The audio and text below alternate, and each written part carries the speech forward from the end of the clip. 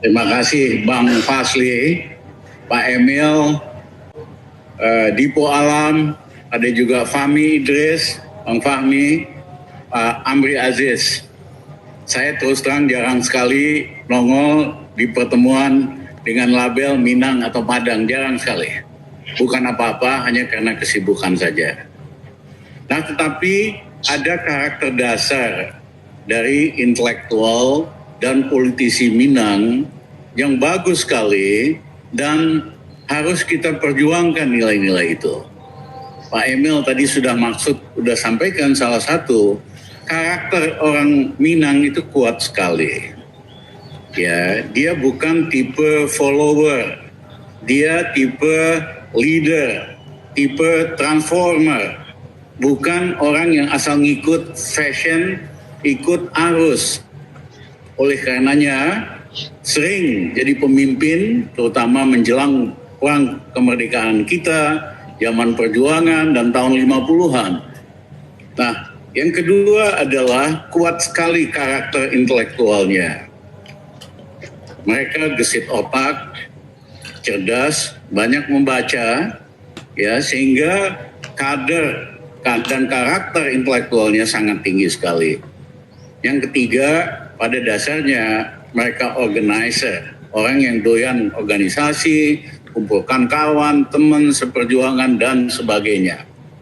Nah, ketiga karakter ini itu hanya cocok dalam zaman-zaman pra-kemerdekaan. Mungkin sampai tahun 50-an, 60-an. Hari ini karakter itu nggak pas. Karena hari ini dalam 10 tahun terakhir dan setelah reformasi, tema yang kuat itu adalah pragmatisme, materialisme. Tema yang kuat itu adalah oportunisme. Saya zaman Pak Harto ditangkap 1,5 tahun di Sukamiskin, berjuang supaya Indonesia jadi demokratis. Soeharto jatuh, terjadi reformasi, lama-lama yang dibangun itu apa yang kami sebut sebagai demokrasi kriminal.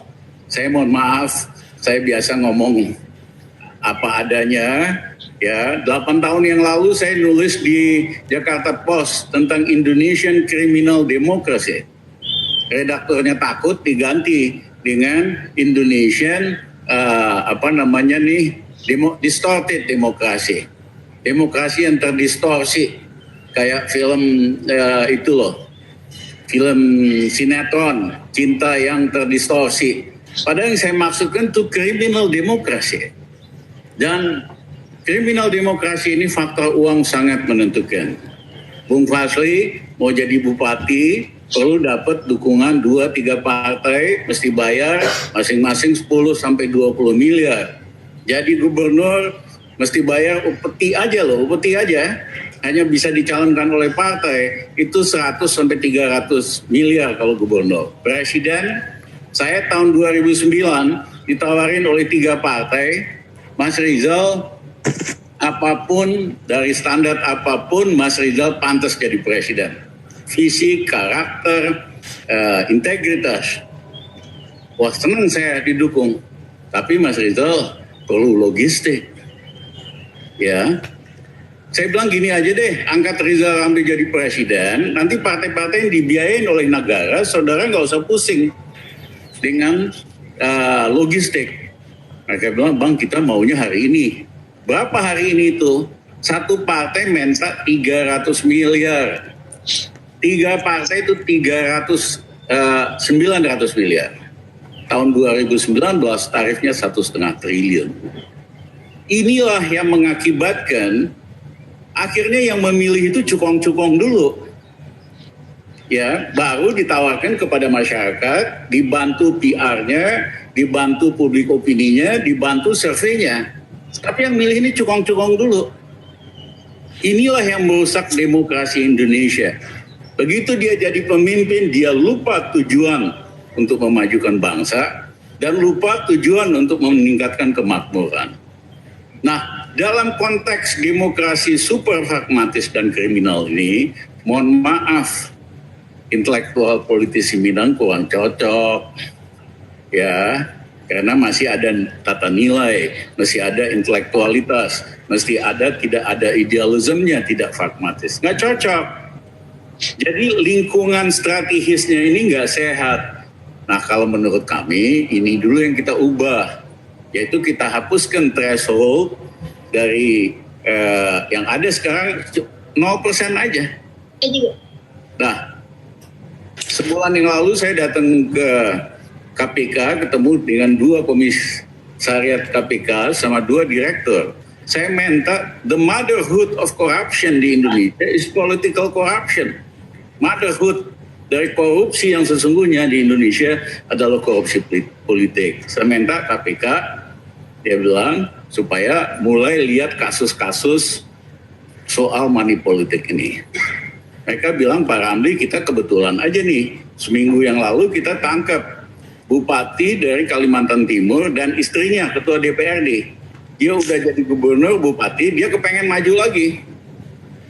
Dia tariklah sumbangan dari cukong-cukong ini. Total 18 miliar. Tapi in return dia kasih konsesi tambang, hutan, total merugikan negara 2 triliun. Uang sogokan mereka itu hanya 18 miliar, 0,01%. Nah ini terjadi di setiap pemilihan bupati, gubernur dan lain-lain di Indonesia. Terus ditambang kalau di kota izin pembangunan, IMB dan sebagainya.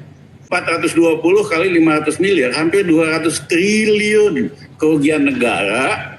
Ya, nah inilah yang menjelaskan begitu mereka kuasa, mereka nggak urus rakyat, nggak ada hati sama rakyat.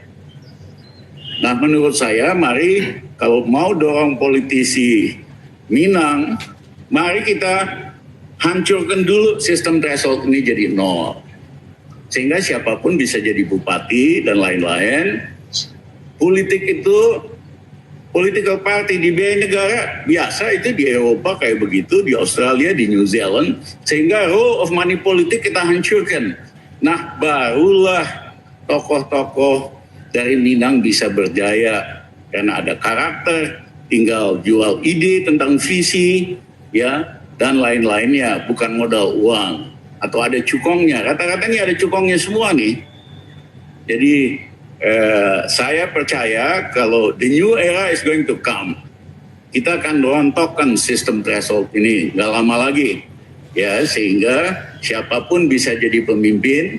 Dan demokrasi yang benar kan itu ada real competition, the best daripada warga negara jadi pemimpin di berbagai level.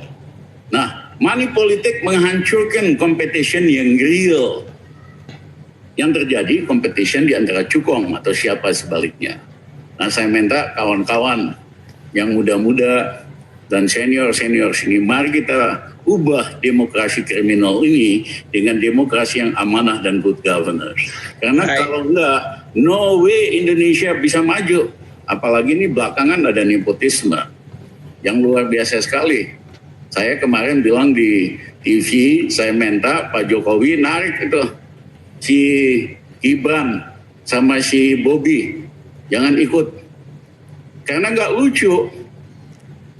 Apa namanya nih, saingannya dipanggil ke istana disuruh mundur. Ini apa ini? Ya, jadi saya minta berhenti dulu dah. Setelah Pak Jokowi gak jadi presiden, anaknya silakan maju. Kalau perlu saya bantu. Si Bobi sama siapa itu? Si Gibran di Solo. Sehingga competitionnya fair. Pak Harto aja yang super kuasa, mikir bolak-balik untuk ngangkat anaknya. Baru setelah 32 tahun berkuasa, dia angkat tutut jadi Menteri Sosial. Dan saya ingat komentar rakyat kita waktu itu sebel.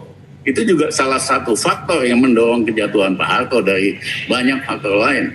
Hasilnya apa? Tutut cuma 1,5 tahun, 1,5 bulan, Soeharto jatuh bulan Mei dari Maret gitu loh. Nah, menurut saya pemimpin harus ada prestasi, tidak cukup hanya dengan pencitraan. Kita ini kan dirusak selama 10-15 tahun terakhir. Modal politisi hanya pencitraan. It is necessary, diperlukan pencitraan. Tetapi it is not enough, nggak cukup. Selain pencitraan mesti ada visi, mau dibawa kemana Indonesia. Mesti ada karakter yang kuat, ada integritas, dan lain-lain. Nah ini bisa hari ini orang dengan modal buzzer, modal iklan, modal pencitraan masuk gorong-gorong, ya atau nongol di TikTok bisa jadi pemimpin. Sehingga terjadi kecelakaan sejarah.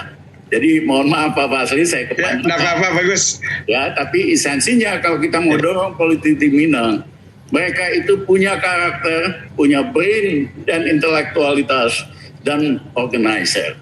Mereka hanya bisa berjaya di dalam dunia yang kompetitif, bukan money politik. Terima kasih. Terima kasih banyak Pak Riza Ramli, luar biasa.